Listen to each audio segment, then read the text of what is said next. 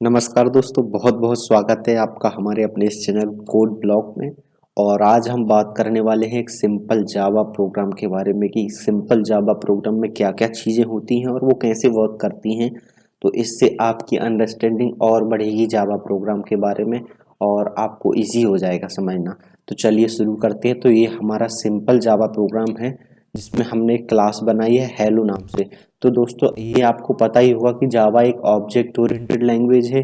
तो इसमें जो भी चीज़, जो भी मेथड या जो भी प्रोग्राम हम बनाएंगे वो हम एक क्लास के अंदर ही बनाएंगे, चाहे वो वेरिएबल हो या ऑब्जेक्ट हो या मेथड हो, कुछ भी हो। तो ये चीज़ तो श्योर है। तो यहाँ पे हमने सबसे पहले एक सिंपल प्रोग्राम बनाने के लिए क्लास बनाई है। क्लास का सिंटैक्स यही है, क्लास और क्लास का नेम। उसके अंदर हमने मेन प्रोग्राम बनाने की कोशिश की है, मेन मेथड। तो इसका सिंटैक्स हमेशा ऐसा होता है, आपने देखा होगा, पब्लिक स्टैटिक वॉइड मैन। तो यहाँ पे पब्लिक का क्या यूज है? पब्लिक जो है कीवर्ड है और एक्सेस स्पेसिफायर है जावा में, जो ये बताता है कि जिस भी चीज़ के साथ हम इसको यूज करते हैं, चाहे वो मेथड हो या वेरिएबल हो, तो हम उसको कहीं से भी एक्सेस कर सकते हैं, चाहे वो कहीं से भी एक्सेस कर सकते हैं। इसका मतलब यही है। तो इसका मतलब ये है कि हम कहीं से भी एक्सेस कर सकते हैं। स्टैटिक जो कीवर्ड है वो इसके लिए यूज किया जाता है कि हम जब भी इस मेथड को एग्जीक्यूट करेंगे तो हमें इस क्लास का ऑब्जेक्ट नहीं बनाना पड़ेगा। ये इसका मतलब है। स्टैटिक कीवर्ड के बारे में आगे और आपको आइडिया मिलेगा जैसे ही इस पे मैं लेक्चर बनाऊंगा, वीडियो बनाऊंगा आगे। बट अभी के लिए इतना ही कि जब भी हम किसी भी चीज़ के साथ, चाहे वो वेरिएबल हो या मेथड हो, हम स्टैटिक कीवर्ड का यूज करते हैं तो हमें उसको एक्सेस करने के लिए क्लास का ऑब्जेक्ट बनाना नहीं पड़ता है। और वॉइड जो है आपको पता ही है कि मेथड का रिटर्न टाइप है। मेन मेथड का नेम है जो जेवीएम सर्च करता है, बाय डिफॉल्ट लोड करता है एग्जीक्यूट करने के लिए। तो जो मेन मेथड होता है वहीं एग्जीक्यूट होता है जेवीएम में। और स्ट्रिंग args जो है एक कमांड लाइन आर्गुमेंट पास करने के लिए एक स्ट्रिंग का सिंपल एरे है। इसको हम कुछ भी चेंज भी कर सकते हैं, नेम को, कोई प्रॉब्लम नहीं है। हमने लास्ट वीडियो में देखा हुआ है कि कमांड लाइन आर्गुमेंट क्या होता है।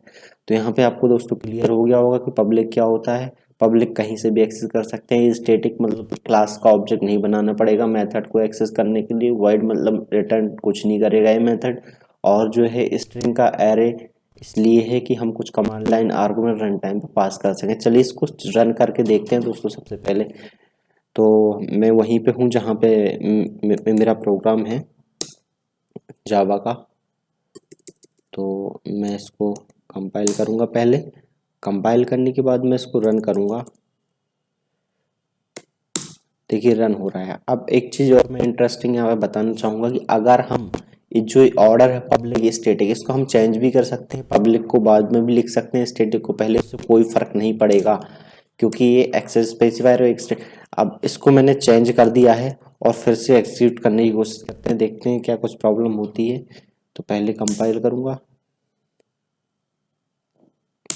और फिर एग्जीक्यूट हो रहा है, कोई प्रॉब्लम नहीं है यहाँ पे। तो देख, यही मैं बताना चाह रहा था कि इस ऑर्डर को, पब्लिक स्टैटिक को चेंज कर सकते हैं बट हम वॉइड को चेंज नहीं कर सकते। वॉइड को मेथड के पहले ही लिखना पड़ेगा क्योंकि ये मेथड सिग्नेचर का पार्ट है, ये इस मेथड का पार्ट है, रिटर्न टाइप है। तो इसको, तो इसके पहले ही लिखना पड़ेगा। इसके बाद जो ये दो चीज़ें हैं ये एक्स्ट्रा कीवर्ड हैं जो अलग अलग चीज़ों के लिए लगाए गए हैं, तो इनका हम ऑर्डर चेंज कर सकते हैं।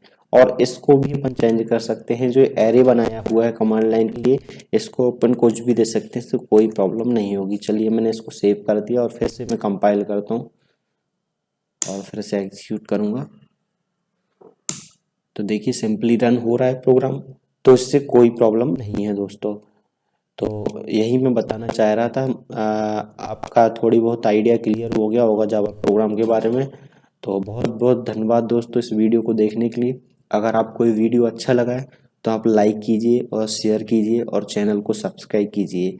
धन्यवाद दोस्तों।